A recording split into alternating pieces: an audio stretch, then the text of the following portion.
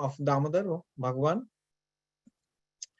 Also, Karomi Damodar Pujanam Sada. I always worship the form of Lord Damodar. Badami Damodara Namo Nirmalam. I chant the name of Lord Damodar, which is spotless. Smarami Damodara Leela Sundaram. And I remember or I meditate upon the beautiful Leela pastimes of Damodar Krishna. So this should be our also meditation during Damodar month, and we do it actually because we keep the deity's picture in our temple, in our home, and we every day pay obeisances or do the special offering to the Lord with Damodarastakam. That's a big austerity also for us, because 8 prayers on every single day with our busy schedule, we keep some time dedicated for that service. So that I will say that very special thing devotees do, other than some devotees may do actually more than that, but at least they do actually the offering with the Damodarastakam. So another interesting thing Srila Sanatana Goswami mentions in Haribhakti Vilash, it says, Damodara Ashtakam Nama Stotram Damodara Archanam Nityam Damodara Akorshi Patat Sattavrata Uditam. That means the Damodara Ashtakam Stotra means the prayer or eulogization, which is known as Damodara Ashtakam, the 8 verses which composed by Sattavrata Muni. When somebody sings it during the worship of the Damodar, Lord Damodar, then it attracts Lord Damodar himself. Nitya Damodar Akarshi. Always it attracts Lord Damodar, and it was actually manifested in the heart of Satyavrata Muni. So before going into the verse itself, one thing interesting thing is here that even though this was composed by Satyavrata Muni, but this is an eternal prayer. Means like just like Srimad Bhagavatam is eternal, literature. It's not like, okay, Vyasadeva wrote it 5,000 years ago, and before that there was no Bhagavatam. It's not like that. It manifests through different personalities, different devotees in different manners, in different extent, because Bhagavatam in other spiritual worlds maybe have more verse. We have only 18,000 verses, but there may be 100,000 or millions of verses in other planetary systems. But the Srimad Bhagavatam is an eternal spiritual literature. It is a manifestation of the Supreme Personality of Godhead in literature form. Similarly, this Damodarastakam prayer is an eternal prayer. But for our benefit, it manifested through Satyavrata Muni. Because this Leela, Damodar Leela is eternal. And also in Srimad Bhagavatam, we see actually this Damodar Leela is narrated in 10th canto, 9th chapter, 10th chapter. Those 2 chapters, one chapter is dedicated for Mother Yashoda binding Lord Damodar. Another chapter is, the deliverance of Kubera's 2 sons, Nalkubara and Manigriva. So they are always there, but it manifested through him for our benefit. Now we can start the explanation which is given by Srila Sanatana Goswami about these 8 verses, and it's an excellent presentation. As you know that all our 6 Goswamis, especially Srila Sanatana Goswami and Rupa Goswami, they have given the interpretation of many esoteric subject matters. Sanatana Goswami, he gave very different subject matters which are described in Bhagavatam in a lucid manner in Brihad Bhagavatamrita. And also Rupa Goswami gave Lagu Bhagamrita and described different incarnations, different types of incarnations, their pastimes in short, and the tattvas, the truth, what they actually meant. So similarly, to give us a special mercy, Sanatana Goswami gave a commentary on this Damodarastakam, which is known as Digdarshini Tika, the commentary which gives us the direction, what it wants to mean, what this verse is meaning, or what this prayer is meaning to us. So in that Digdarshini Tika, he writes it in everything is in Sanskrit, and fortunately this has been a like a meditation for me during the Damodar month, because I like to actually go through it again and again, and each time I go through it and I find a lot of jewels which I never noticed before, even though it's not too big, but very theoretical. It's theoretical. It doesn't speak that much about pastimes, especially after first 3 verses. It goes deep, dig very deep into the theory, concept of the devotee's desire to understand Krishna Lila or enter into Krishna's Lila. What is his condition? Those kind of things. Anyways, but today I think that will not be our scope, because it's a even though it is not that big, but it's still big enough to not cover in one class. It should actually at least take 3 classes to cover all the 8 verses. But we will at least see at whatever we can get in today's class.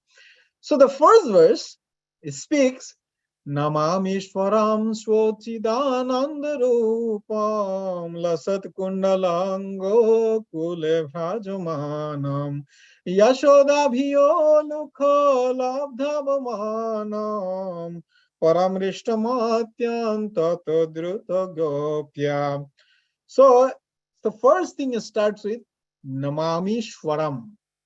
So Namami, this is a common etiquette among the devotees. When they want to actually speak something, they want to actually pay obeisances to the particular personality about whom this subject matter is being discussed, or about whom it is actually inclining. That, oh, this is about someone and I want to pay obeisances to him. So Satyavrata Muni, who is the composer, he actually pays obeisances for 3 reasons here in this case. He actually, so the Namami first is that he wants to pay obeisances to the personality whom he is talking about. Second thing, this is also describing that, okay, the pastimes I am talking about, it is the topmost pastimes of the Supreme Personality of God, which is manifesting in Gokula, because Gokule Bhajamana Namami Swaram Sachidananda Rupam Lasat Kundalam Gokule Bhajamanam. So you don't see it anywhere else. Only Gokul Vrindavan, Vrajadham, only there you can see this kind of pastimes. So this is the second reason. And third reason is that this is also Mangala Charana, like auspiciousness, bringing auspiciousness. So before invoking or starting our class today also, I pay obeisances to certain personalities. And you see any of the literatures, especially Srimad Bhagavatam, Srimad Sri Chaitanya Charitamrita. Bhagavad Gita is also there because Prabhupada, in the preface, he mentions different Mangalacharan prayers before starting it. And this Bhagavad actually comes inside Mahabharata. So that's why in context, you don't see explicit Mangalacharan prayer over there. But when we read Bhagavad Gita, we actually read Mangalacharan. But Bhagavatam, of course, Bhagavatam first verse is describing about the Supreme Personality of God and paying obeisances to him. Om Namo Bhagavate Vasudevaya. And who is that Bhagavan? Second verse is, what is the subject matter? Dharma Prajita Kaita Vatra Parama Nirmat Saranam Satam. And then what is the benediction? If somebody reads Bhagavatam, what he will get? Nigama Kalpataru Galitam Phalam. So maybe just I will give you a hint. So Krishnadas Kaviraj Goswami actually gives a very nice verse about the prayer which can be considered as a Mangalacharan. There are 3 types of things can be there in Mangalacharan prayer. So he says, Gronther Arambhe Kori Mangalacharan, Guru Vaishnav Bhagavan Tinero Sharan. Tinero Sharana hoy Vigno Vinashon, Anayate hoy Shakol, Banchito Puron, Shei Mangalacharan hoy Trivido Pokar, Bostu Nirdesh Ashirvad Ar Namaskar. So he said, like in the beginning of my literature, I do actually auspicious invocation. And by these auspicious invocations, everything becomes auspicious. And I remember 3 personalities: Guru, Vaishnav, Bhagavan. These 3 personalities, the Supreme Personality of Godhead, the spiritual master, and the Vaishnavas, the devotees of the Lord. I remember them during my auspicious prayers. And then when I actually remember them, all my hindrances, all my obstacles, they get removed away from the path, because I have an intention to present this book, and all my desires get fulfilled. That's another thing. And that Mangalacharan, these 3 auspicious prayers should contain 3 things. One is Bostu Nirdesh, what he was talking about. Bostu Nirdesh, Ashirvad, benediction, that when you read it, what you'll get. And that's why many chapters in Bhagavatam, or even Chaitanya Charitamrita, Chaitanya Bhagavat, you see that after completing the chapter, the author is telling, okay, yeah, if you read this chapter, you get this benediction. Follows Shruti, sometimes we also see. And then Namaskar, you give paying obeisance to the Supreme Lord. So this is the, in a nutshell, Mangalacharan is in itself a different class, but that's why he is paying obeisances and he is bringing auspiciousness. Now, the second phrase, Namami Ishwaram. So Srila Sanatana Goswami said that by using word Ishwaram, he is actually denoting 3 subject matters simultaneously together. So one thing is Ishvara means Sarva Shaktiman, who is possessor of all power.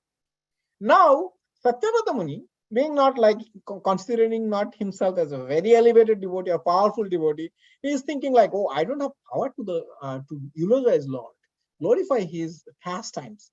So I need his power, his spiritual power, his benediction. So Sarva Shaktiman, that Ishwar who is Sarva Shaktiman, please bestow me the power so that I can glorify you. The second point he mentions, there's Jagata Ekanatha, that oh, there is no other Lord in the supreme in this whole universe other than him. He is the ultimate Lord. Because there are different Ishvara. Even sometimes Lord Shiva is called Ishvara. Lord Brahma is called Ishvara.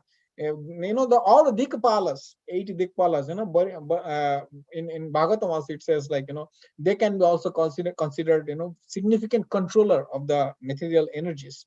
However, the Parameshwara or the absolute Ishvara is only Krishna, and he is actually mentioning Krishna by this Ishvara, not any other controller of the material energy or any energy.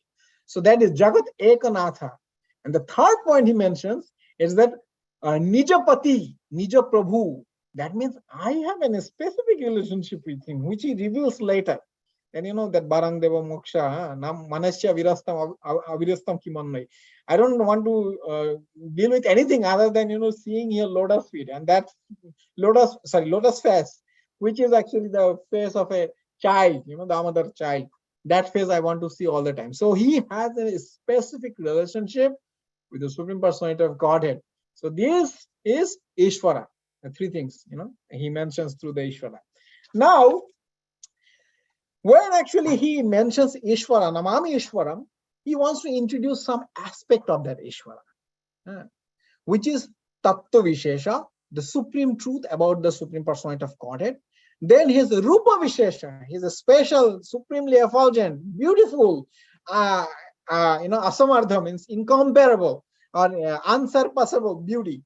And his Parivar Vishesha, like whom he is actually surrounded with, like whom he is performing these pastimes or who are with him at this point of time. And then Parivar Vishesha means the relatives, the intimate devotees who are residing with him. So these four aspects he want to introduce after Namami Ishvaram. That Namami Ishvaram, then he actually starts speaking on that. So first is Tattva Vishesha. Ishvara is also actually inside the Tattva Vishesha. And then Satchidananda Rupam, which is Rupa Vishesha, means like Krishna's form is eternal, full of knowledge, and full of bliss.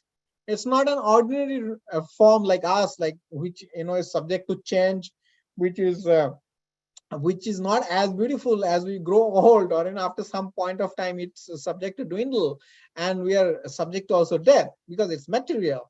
But for Krishna's case, it's always eternally beautiful. It's full of knowledge because he's conscious of everything, not only his body, everything else, because everything is actually resting in his body, which is the last verse. It speaks about that, right?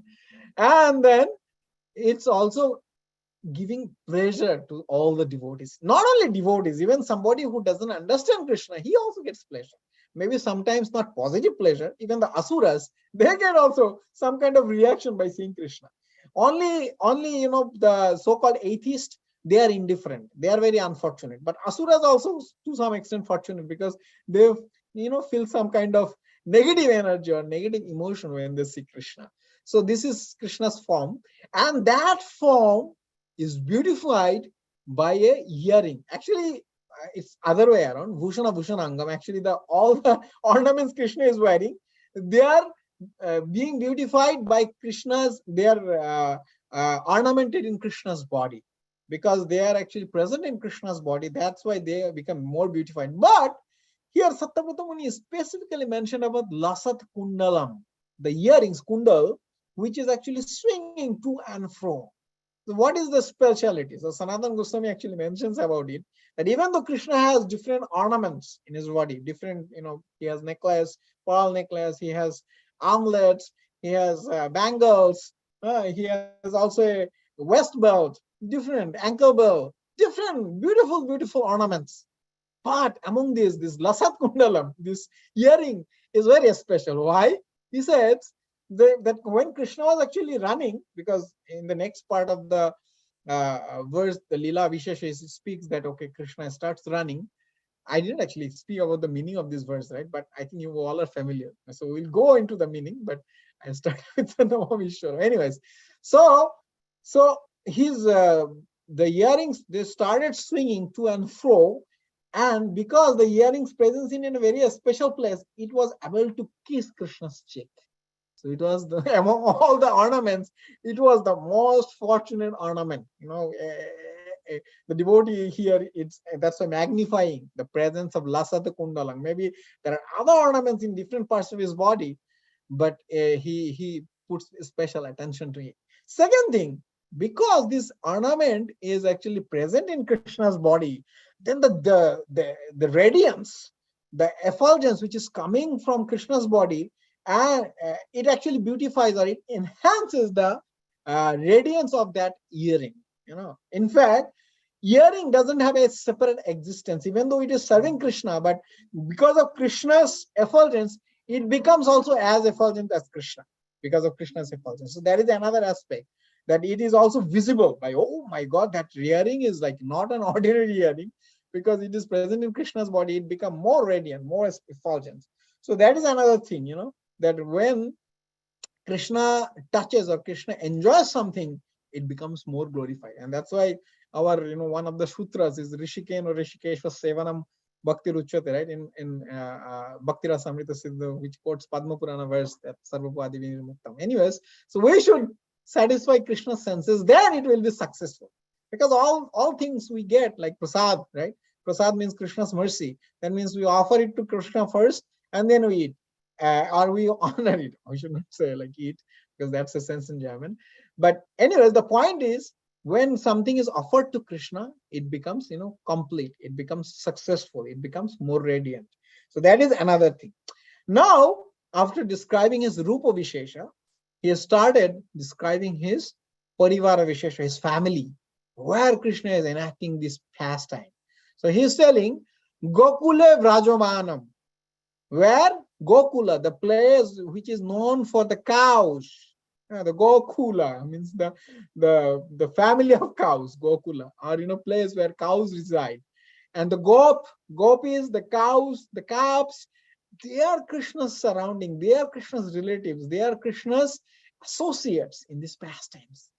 And this is not an ordinary place. Maybe there are multi-million Vaikunthas, and there are many multi-million form of the supreme personality of Godhead, but he doesn't exhibit this kind of rasa, this kind of mellow, this kind of reciprocation of devotional love in any of those places. That's why Gokul is special, where Krishna can run just like an ordinary child, just like an ordinary mother, chase or chastise their kid, her kid. Similarly, Krishna is being chased by her mother Yashoda in these pastimes. Okay, so this is a Parivar Vishesha. And another thing I want to mention, I think I should have mentioned it before, that in this pastime is happening between Krishna and Mother Yashoda. And for some reason, this is a Deepavali day, and Nanda Maharaj was not there. Rohini Mata and Balaram, they were also not there because they wanted to attend a invitation from Upananda's, Nanda Maharaj's elder brother, on this special occasion. So Krishna and Mother Yashoda was together. And interestingly, Yashoda Mata, she represents the topmost epitome of Vatsalya Ras. So in this pastime, they are the two only personalities. So it's like complete Vatsalya Ras, Vatsalya Ras, experience of Vatsalya Ras of Mother Yashoda. That is another interesting fact here. So Mother Yashoda, she is the topmost. In Bhakti Rasamrita Sindhi speaks about it, that among the Vatsalya Ras devotees, first is Mother Yashoda, second is Nanda Maharaj, third is Rohini Mata, fourth is Vrindavan, other senior Gopa and Gopis, their love. And then fifth comes Devaki. Sixth comes Basudev, and then seventh, Devaki's co-wives. That's how it actually describes it, who has Vatsalya Ras relationship and how the gradation works. Anyway, so she is the topmost. And among the different Leelas, we see that in this Leela, Krishna gave a special position or a special reciprocation to Mother Yashoda, by which it is established that, okay, if somebody wants to catch Krishna by love, then they should actually follow the footsteps shown by Mother Yashoda. By love, how you can actually capture the Supreme Personality of Godhead. So that's why it's a very special Leela. And that is Krishna's Svabhik Leela, in spontaneous, in Gokula Dham, or Golok Vrindavan, Krishna is present in his spontaneous form. Means like he is not surrounded by opulence, which also we see in Chaitanya Charitamrita, right? That ঐশ্বর্য মিশ্রিত জ্ঞানে নাহি মরুপৃত, ঐশ্বর্য শিথিল প্রেমে নাহি মরুপৃত, সমস্ত জগৎ ঐশ্বর্য মিশ্রিত. Means like the whole world is worshipping me in the mood of opulence. But this mood of opulence doesn't please me. I want actually mood of sweetness, where devotees will consider, oh, he's my brother, he's my friend, he's my lover, beloved, he is my son.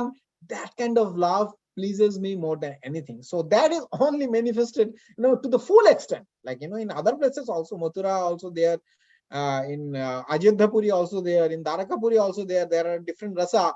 But to the full extent, it manifests only in Brajadham. And that's why Braja devotees, they don't leave Brajadham, because they will not get that same flavor what they experienced in Brajadham. Anyway, so these parikar, these associates of Krishna, they are the most special, where Krishna can manifest his 100%, reciprocate his 100%. He doesn't have to worry, okay, whether they will consider the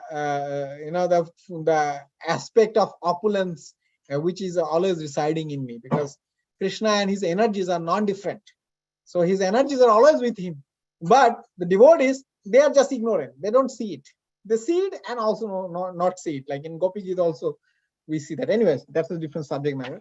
So this is Krishna's Parivara Vishesha. Then comes his Lila Vishesha, means the specific Lila he is performing and which is being meditated by Satyavrata Muni in this case, which is Yashoda Bhiyo Lukho Labdhabamanam Paramrishtamatyam Tatadruta Gopya. I think most of the devotees over here, they're very much familiar with Damodar Lila, but we can actually read from Srimad Bhagavatam, and I will read just the translation so that you can again meditate what is happening here. So Mother Yashoda, I will just read the translation. It will be quick. See, one day when Mother Yashoda saw that all the maidservants were engaged in other household affairs, she personally began to churn the yogurt. While churning, she remembered the childish activities of Krishna, and in her own way, she composed songs and enjoyed singing to herself about all those activities. Dressed in a saffron yellow sari with a belt tied about her full hips, Mother Yashoda pulled on the churning rope, laboring considerably, her bangles and earrings moving and vibrating, and her whole body shaking. Because of her intense love for her child, her breasts were wet with milk, her face, with its very beautiful eyebrows, was wet with perspiration, and malati flowers were falling from her hair. While Mother Yashoda was churning butter, Lord Krishna, desiring to drink the milk of her breast, appeared before her, and in order to increase her transcendental pleasure, he caught hold of the churning rod and began to prevent her from churning. Mother Yashoda then embraced Krishna, allowed him to sit down on her lap, and began to look upon the face of the Lord with great love and affection. Because of her intense affection, milk was flowing from her breast, but when she saw that the milk pan on the oven was boiling over, she immediately left her son to take care of the overflowing milk, although the child was not yet fully satisfied with drinking the milk of his mother's breast. Being very angry and biting his reddish lips with his teeth, Krishna, with false tears in his eyes, broke the container of yogurt with a piece of stone. Then he entered a room and began to eat the freshly churned butter in a solitary place. Mother Yashoda, after taking down the hot milk from the oven, returned to the churning spot, and when she saw that the container of yogurt was broken and that Krishna was not present, she concluded that the breaking of the pot was the work of Krishna. Krishna at that time was sitting on an upside down wooden mortar for grinding spices and was distributing milk preparations such as yogurt and butter to the monkeys as he liked. Because of having stolen, he was looking all around with great anxiety, suspecting that he might be chastised by his mother. Mother Yashoda, upon seeing him, very cautiously approached him from behind. When Lord Sri Krishna saw his mother stick in hand, he very quickly got down from the top of the mortar and began to flee as if very much afraid. All the yogis tried to capture him as Paramatma by meditation, desiring to enter into the effulgence of the Lord with great austerities and penances. They failed to reach him. But Mother Yashoda, thinking that same personality of Godhead Krishna to be her son, began following Krishna to catch him. So this is what is actually being spoken here. Param Rishtamatyam Tato Durto Gopya Yashoda Vyoluko Labdama Manam means like uh, uh, being feared of his mother because he saw that, oh, mother is coming with a stick. So he was fearful of his mother and he jumped from Uluka, the mortar, which is used for, crashing the spices or different any object. I think still today in rural India you will see this mortar, and also we get a small version of mortar in our home also sometimes. So he jumped from there and he started running very fast. We love dhavamanam. Dhavaman means like very fast running. It's not like normal running. And paramrishtamattam. But what Yashoda Mata did, she started also running and she caught him from behind. Tato Drutto Gopya, because she also ran very fast. Gopya means Yashoda Mata here. The Gopya or Gopi who is mentioned in this verse, Yashoda Mata. So this is the Lila Vishesh of the Lord, which is being meditated by Satyavrata Muni. And that's how the first, the explanation of first verse is concluded by Sanatana Goswami. He actually quotes exactly these verses from Srimad Bhagavatam, because Bhagavatam is our shelter, only shelter. Everything we should actually cross check with Bhagavatam, how Bhagavatam is explaining. Then the second verse comes, which is also the expansion of the Lila Vishes, means that more details come into play, which is Rudantam Muhur Netram Yogmam Rijantam Karam Bhoja Yogmeno Satanko Netram Muhur Shashakampo Tridekhanko Kanto Sitagraivam Damodara Bhakti Bodham.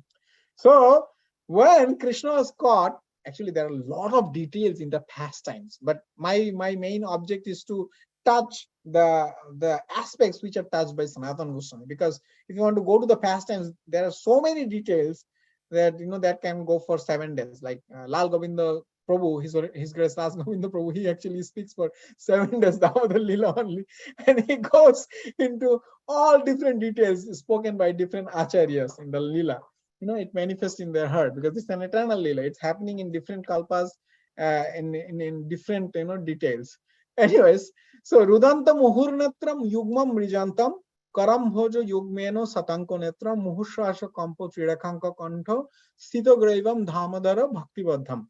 So Rudanta Muhurnatram, like he started crying. So when a kid is afraid of something, their first expression is crying. Like the more the small the kid is, the more he or she will express her emotions through crying. Even it is like hungry, or he wants to go to toilet, or he or she is feeling some uneasiness.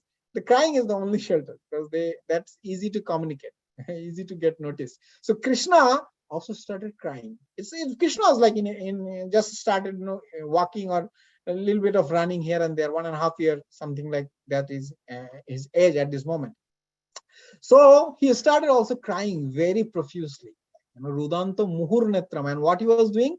Yugmam Rijantam. So he was also wiping his eyes with his 2 hands. So Sanatana Goswami speaks that actually Krishna was wiping his eyes for 2 reasons, mainly 2 reasons. One, he wanted to actually 3 reasons. He speaks about 3 reasons. One, he wanted to actually show that he is fearful of Mother Yashoda.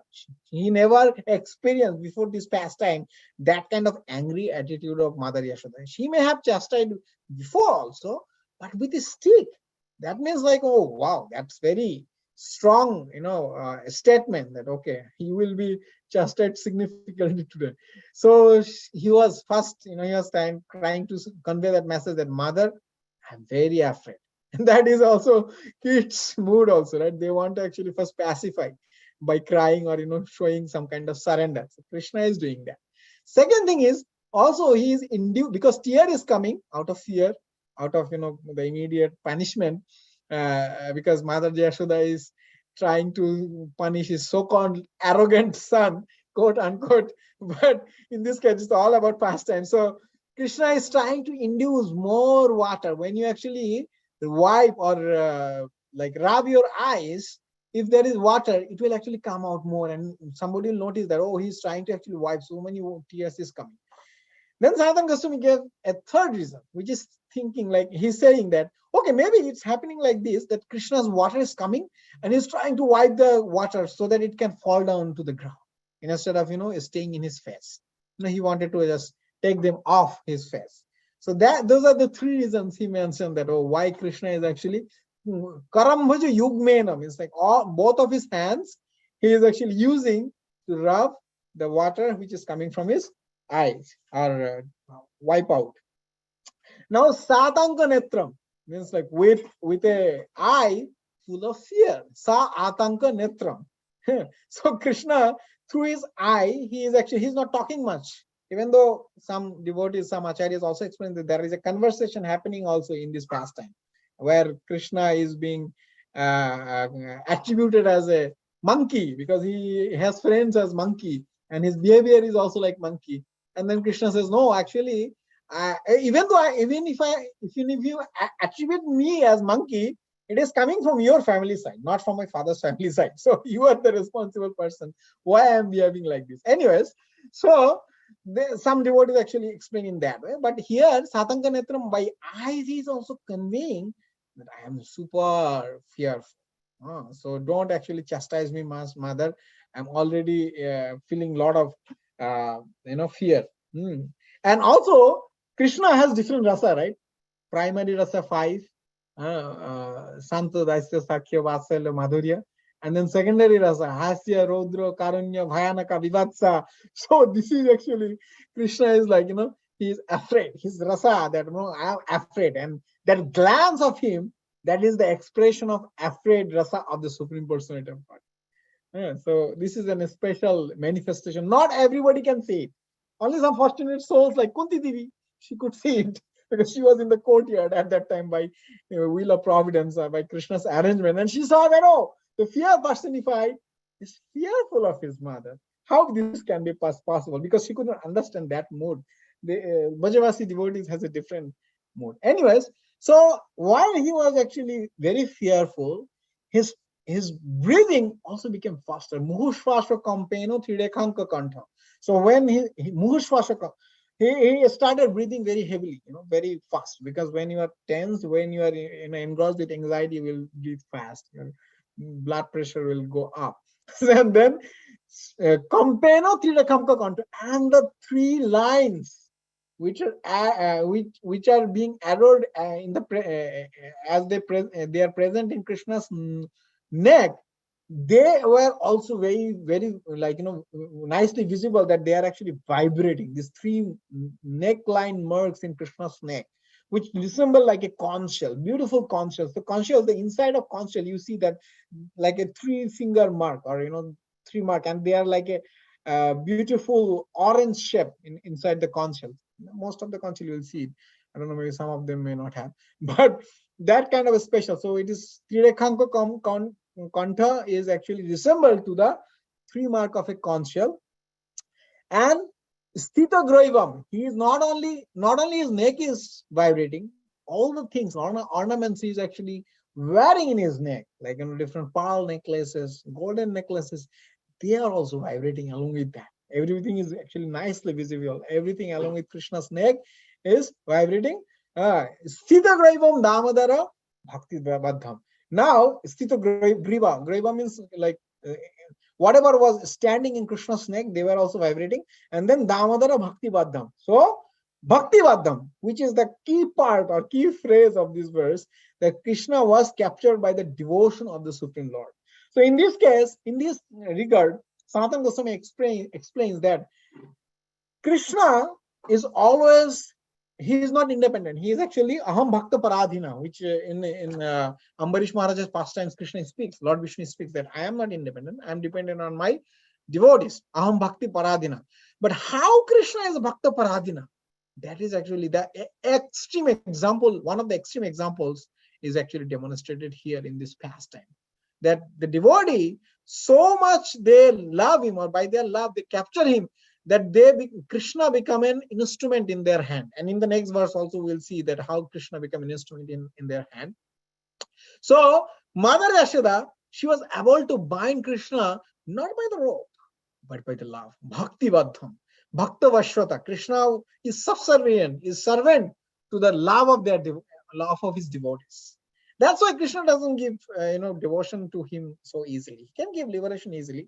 Sudurlava, Sandrananda Visheshatma, right? 6 characteristics of pure devotional service.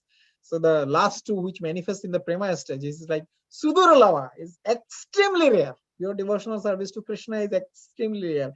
By I don't know by which good fortune that we come into contact with Srila Prabhupada and his literatures in Gaudiya Vaishnavism, Sri Chaitanya Mahaprabhu. That's why at least we get a glimpse of it, what it is. Even though we may not experience it internally, but we need to know, at least by definition, we know that, oh, this is happening. Just like electron, proton, neutron, how they coexist in an atom, we never experience with our eyes. But we know that theoretically that's an atom is constituted. So similarly, Krishna is actually showing what is the epitome of love, how I am subservient or how I am bound by the love of devotees. So in this connection, devotees explain that in this Leela, we know that Mother Yashoda was trying to collect the ropes, and every time the rope was being 2 finger shorts, and so she was endeavoring, but the sanction from Krishna was not there yet. Like when Krishna was satisfied, okay, now mother has endeavored so much, now I should give up, then only she could bind her. So in this connection, the devotees explains that there are 2 types of nyaya. Nyaya means like logic. So one logic is called marjaranaya, another logic is called markatanaya. So marjaranaya means like the cat philosophy or cat logic. It says that when a cat, mother cat, it carries its kitten from one place to another place, it keeps in her jaw. It keeps the kitten in her jaw. So the kitten, it doesn't do anything. It just lie in between the jaw, and it enjoys the care of mother. However, Markatanai means the logic of monkey. It says that, but when a monkey, the baby monkey, it actually mother monkey jumps from one branch to another branch, the baby monkey actually claps the chest or the hand of mother monkey very tightly. So the mother monkey doesn't actually hold it, because I think the natural arrangement is like that. She cannot do it. So she has to jump with her full strength or full capacity. So the baby monkey has to do endeavor to its full extent. It cannot actually say, oh, mother will protect me. No, it has to protect itself. So there are different school of Vaishnava thoughts which says that, okay, I will do my extreme endeavor, I will achieve Krishna by my endeavor. Then another school of thought is like, no, I need mercy. I will decide, I will do something, or I will do something which will please Krishna, and he will be merciful to me. So there are these 2 school of thoughts. However, Gaudiya Vaishnava thought is we do both. We expect mercy from the Guru Vaishnavas, from the Supreme Personality of Godhead. Bhakti Rasamrita Sindhu also speaks about it, that without mercy from pure devotee or the Supreme Personality of Godhead, one cannot get pure devotional service. Also, we endeavor the sadhana bhakti, where the like we are like the demons, they also got delivered. Bhaktivinoda Thakur sings that Osuro Sakalo Pailo Sharano Vinodo Rohilo Boshi. Like even the asuras, the demons, they got your shelter, but Bhaktivinoda is not able to get it. So we endeavor. We go through the anartha nivritti stage, which is very difficult to cross, and then nishtha, ruchi, asakti, bhava, prema, that kind of. So different steps. So we endeavor for that. So these 2, combination of these 2 is very important in devotional life. Both your endeavor and Krishna's mercy, or spiritual energies mercy, which is flown through Supreme Personality of Godhead, Radharani, Nityananda Prabhu, Guru Vargas, everyone. They are actually carrying that spiritual mercy. So we should expect for that thing. Then another thing is why he was bound. It is also mentioned that Krishna was aware that, okay, Narad Muni, he actually benedicted or he cursed these two Kuvera sons, Kuveratmajo Ubadho Murteva Yadvat, which was spoken in the 7th verse. So he knew that, oh, Narada, he actually spoke something that, oh, these two boys, you become Nyamala Arjuna tree in the courtyard of Nanda Maharaj, Gokula, and you stay there for millions of years. And they have stayed. So I have to deliver them. It is time for them to get the deliverance from me. So I need to actually enact this pastime. So I need to actually drag this mortar in between these two trees and then, uproot them completely, and then they will be delivered. So that's why also he was bound. That's an external reason, bound in the mortar. So let's actually read what Srimad Bhagavad Ji Mahapurana speaks about them. Okay. When caught by Mother Yashoda, Krishna became more and more afraid and admitted to being an offender. As she looked upon him, she saw that he was crying, his tears mixing with the black ointment around his eyes, and as he rubbed his eyes with his hands, he smeared the ointment all over his face. Mother Yashoda, catching her beautiful son by the hand, mildly began to chastise him. Mother Yashoda was always overwhelmed by intense love for Krishna. Not knowing who Krishna was or how powerful he was, because of maternal affection for Krishna, she never even cared to know who he was. Therefore, when she saw that her son had become excessively afraid, she threw the stick away and desired to bind him so that he would not commit any further naughty activities. The Supreme Personality of Godhead has no beginning and no end, no exterior and no interior, no front and no rear. In other words, he is all-pervading. Because he is not under the influence of the element of time, for him there is no difference between past, present, and future. He exists in his own transcendental form at all times.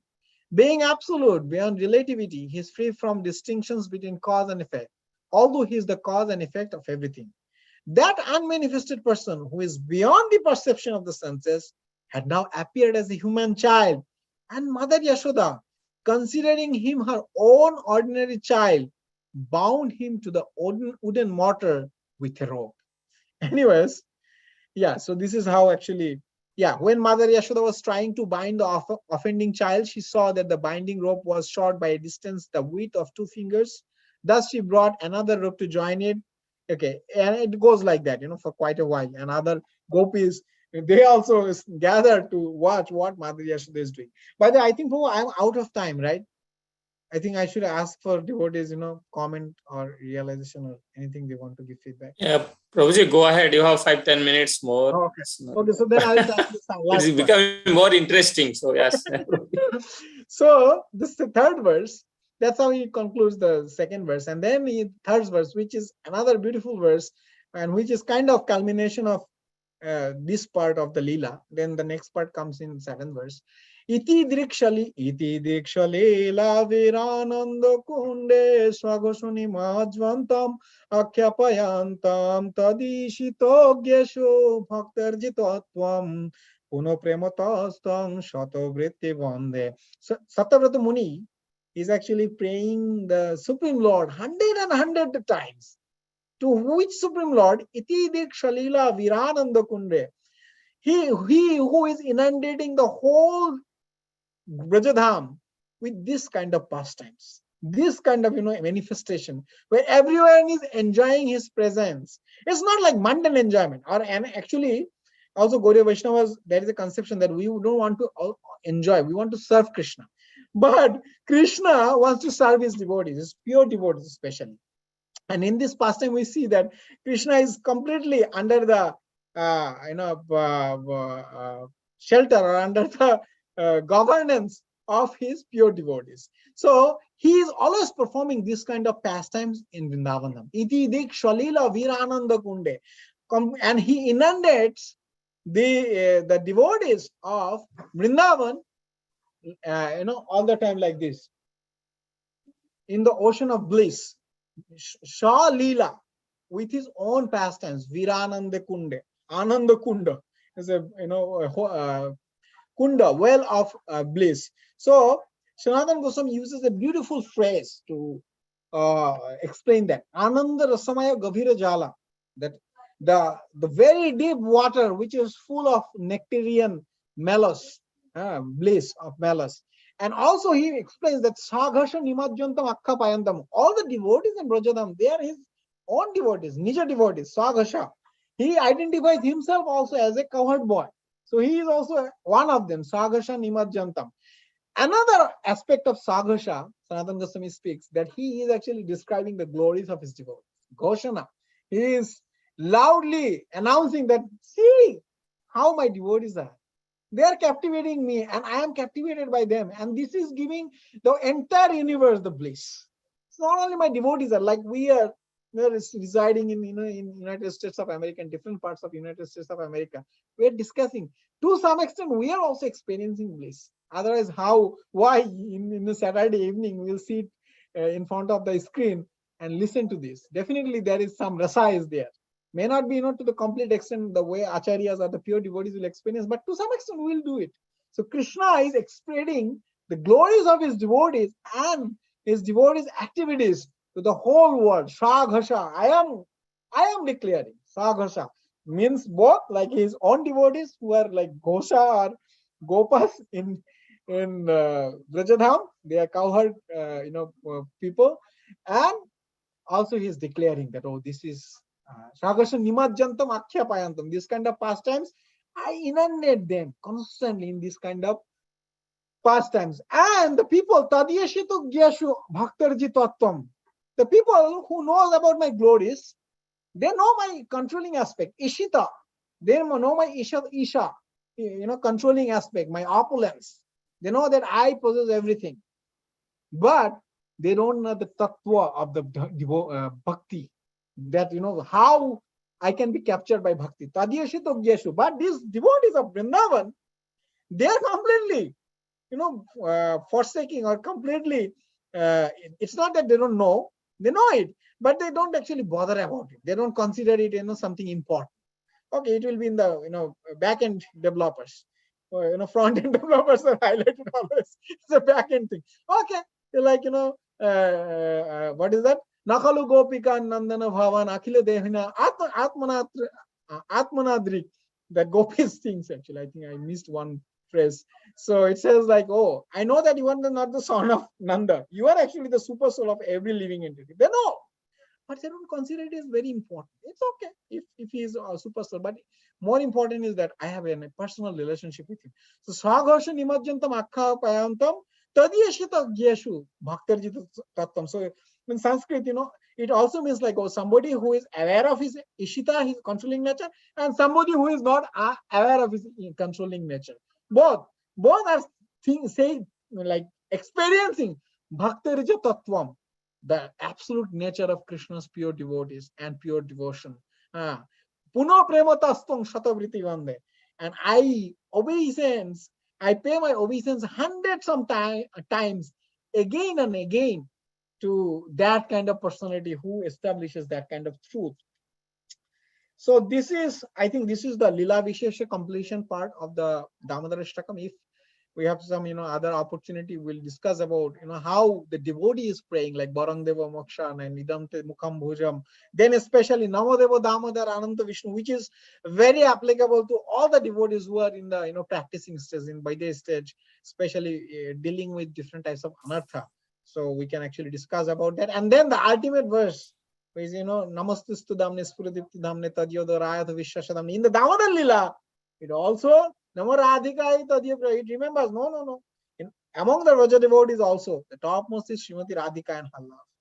And I cannot actually, I cannot complete this rendition without remembering her glories, her pastimes with you, because that is also pastimes with Srimati Radharani, where Krishna was bound by her in one of the two pastimes. Actually, there are two pastimes spoken by our acharyas. So that's what I wanted to speak, or our time allows to speak. So thank you everyone. So if you have any question, comment, Thank you, Prabhuji. Really, it was a deep dive, and it will encourage us further to really seriously take this Leela and do whatever best we can do for this month reading and translation as well as verse regularly. So we need all of your mercy. So hopefully I enjoyed. I mean, it was full of nectar. Probably it would go a couple of more hours, but as you said, time constant. I knew a lot of things which I was not aware of, to be honest. So yeah, thank you once again, Prabhuji. And those one small question, those two logics you explained, where we can get some more details, Prabhuji, that monkey and that that cat and a kitten. Yes. So there is a Nyaya Shastra, there is a book called Nyaya Shastra. So there are different types of Nyayas, and Nyayas are actually like they are extracted from the nature, and like their Ohinocular Nyaya is also there, Yeah. like where in eighth canto. Deadly enemy. Yeah, like the demigods, they were afraid. So yeah, so in the Nyaya Shastra, I did not actually read it myself, I heard it from the devotees. Okay, that's fine. Thank you, Prabhuji. So it's open to devotees. If you have one or two questions, please go ahead and ask. Feel free to ask. Or anything, clarification, anything you would like to. Prabhu, I have a question. Go ahead. Who is speaking? Sumit Prabhu, go ahead. Yes, Prabhu. Are you able to hear me, Prabhu? Yes, we can. Okay. Yes, Prabhu. My question is like the sons of Kubera, Nal Kubera and Manigriv, did they go to Golok Dham after being released from the tree, or did they go back to the heavens, Prabhu? Yes, that's a very interesting question. But in this prayer itself, it is saying that Kuberatmajo Baddho Murtaiva Yadbhat Tayamachito Bhakti Bhajo Kritocha Tatha Prema Bhaktim Sakam Me Prayacha Namakshe Gruhomesti Damodarastakam. In the verse itself, it says that the way you delivered these Kuberatmajas, the two sons of Kubera, and gave them the pure devotion. You get actually the pure devotion unto them. Tatha prema bhaktim sakam me prayacha. I have desired to get that kind of prema bhakti. So definitely they will go to Goloka Vrindavan, because they not only that, because they experienced Krishna's all Bal Leela while they were in the Arjuna tree. And now sometimes we see that somebody like the four Kumaras, they are not in Vaikuntha. Also, they are in Tapaloka. In Brihad Bhagavatam, it speaks that Nava Yogendras or four Kumaras. So it is spoken in the Shastra that after some time, those who are very qualified soul, they will migrate to different Vaikuntha Loka based on their intention or their qualifications. So even if they go to heavenly planet, which I don't think so, but even if they, after some time, they will go to Goloka Vrindavan to participate in the eternal life. Okay. The reason why I asked this is, Prabhu, actually we are reading one book by Shubvilas Prabhu. It's called Two Finger Shot. In that, he mentions that when Krishna broke down those trees, right, pulled down those Yamala Arjuna trees, they were actually ignored by Krishna. So that's why I had this doubt. Yes, that's a very good point. That Krishna actually did not like the way they behaved with Narad Muni. But also he thought that, Narada wanted to give a special mercy to them. So yeah, in 10.10.25, please read 10.10.25, it is spoken that, you are sons of Kubera. It's okay, because Kubera is he's the treasurer of the heavenly planet. It's okay. But I am giving you mercy not because of that, or because of your external identity. I am giving you mercy because Narad Muni wanted to bless you. That's why I am keeping his words intact. So yeah, in that context, you can say that he was not happy with them by their service, but because of Narad Muni, they got help. Yes, Prabhu. Unconditional. Hare Krishna, Prabhuji. Hare Krishna, Sadhvi Jai Mataji. Can I say something, Prabhuji? Sure, Mataji, please. Okay, I've read the book Gopala Champu. In that, Jiva Goswami, it starts with the two people, Snigdhakanta, and I forget the other name. Madhubrata, And they are, Madhukanta yeah, and yeah, Signakanta, correct. they yes. are the Kamalarjuna trees. It is said that they say that they were the ones, so they did go back to the spiritual world. My Excellent. understanding. Excellent. In that excellent. book, it's mentioned those two personalities are nothing but Nalagriva and Nalakuvera Manikuvera. yeah, Yes. Nalakuvera. Excellent, Mataji. Now we have a reference. That's the connection. That's why I just wanted to say that. I'm sorry, Prabhuji. Hare Krishna. No. Yeah. Excellent, Mataji. Thank you. We have a reference now also. Now, Yeah, that was a nice question. And I did read something, Prabhuji, but I don't remember a couple of days back. But obviously, devotees are so carefully mind what Krishna did or not. That's the other thing. I was about to ask Sumit Prabhu, why are you asking that question? But he answered my question actually. So yeah, that's good. But yeah, every moment Krishna, and it can be taken in many directions, by somebody can interpret. But it is really nice. Why Krishna didn't? Yeah, that's a wonderful question and a nice answer. Yeah, anybody else would like to give any comments or any input or anything? You have any doubts? Just go ahead. It was really good nice questions also. Yeah. Raj Prabhu, anybody else? Chaitanya Prabhu, anybody would like to? Avilasa Mataji? Okay, I don't think, at least if rest of the days in this month, if we can day and night, we can pray for Lord's mercy. So that would be really good. Prabhuji, thank you once again. And we are really grateful for giving us time. And it was a wonderful pastime and really deep dive into the subject. And devotees, please unmute and say big Hari Bol 3 times for Prabhuji. Raj Prabhu, you have any question before? Are you speaking? I'm just saying, yeah. I'm just saying, I learned a lot of things today. Yeah. Yeah, thank you. Prabhuji, he is from California also. Raj Prabhu is recently close by. yeah. Which temple, Prabhu? Berkeley or? Yeah, I'm just 10 minutes from Berkeley Temple. Excellent. good. Bro. We were there you- in last Sunday in Berkeley. There was a marriage ceremony, so we went there. We were out of state the last Sunday, but generally we go every Sunday there. And if you are in ISKCON Valley, you can visit Prabhuji and see him there. So some connection. That's good. Are you still in California, Prabhuji? I'm in Silicon Valley, bro. ISV temple, ISKCON of Silicon Valley. Prabhu, read the email, Prabhu, about the Prabhuji's bio. So yeah. Okay. So that's nice. So you can meet and Prabhuji. association is very important. Abhay matra sadhu sangha sarva siddhi hai. So okay, Prabhuji, thank you so much. Please unmute devotees and wish Prabhuji all the best and say Hari Bol.